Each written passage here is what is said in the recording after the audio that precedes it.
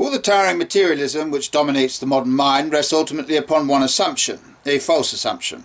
It is supposed that if a thing goes on repeating itself, it is probably dead, a piece of clockwork.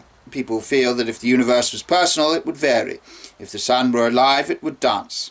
This is a fallacy, even in relation to known fact, for the variation in human affairs is generally brought into them, not by life, but by death, by the dying down or breaking off of their strength or desire. A man varies his movements because of some slight element of failure or fatigue. He gets into an omnibus because he is tired of walking, or he walks because he is tired of sitting still. But if his life and joy were so gigantic that he never got tired of going to Islington, he might go to Islington as regularly as the Thames goes to Sheerness. The very speed and ecstasy of his life would have the stillness of death. The sun rises every morning. I do not rise every morning, but the variation is due not to my activity, but to my inaction. Now, to put the matter in a popular phrase, it might be true that the sun rises regularly because he never gets tired of rising. His routine might be due not to lifelessness, but to a rush of life.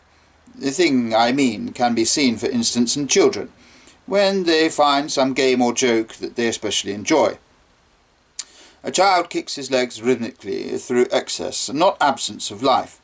Because children have abounding vitality, because they are in spirit fierce and free.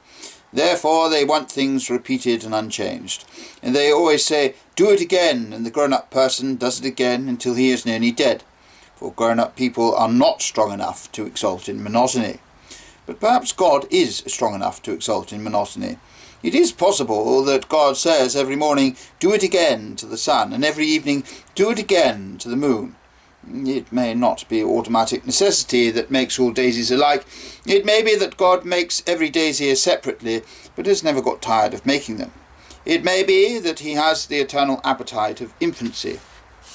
For we have sinned and grown old, and our Father is younger than us. The repetition in nature may not be a mere recurrence. It may be a theatrical encore. Heaven may encore the bird who laid an egg. If the human being conceives and brings forth a human child instead of bringing forth a fish or a bat or a griffin, the reason may not be that we are fixed in an animal fate without life or purpose. It may be that our little tragedy has touched the gods, that they admire it from their starry galleries, and that at the end of every human drama man is called again and again before the curtain.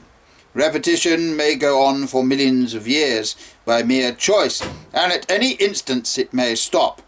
Man may stand on the earth generation after generation, and yet each birth be his positively last appearance.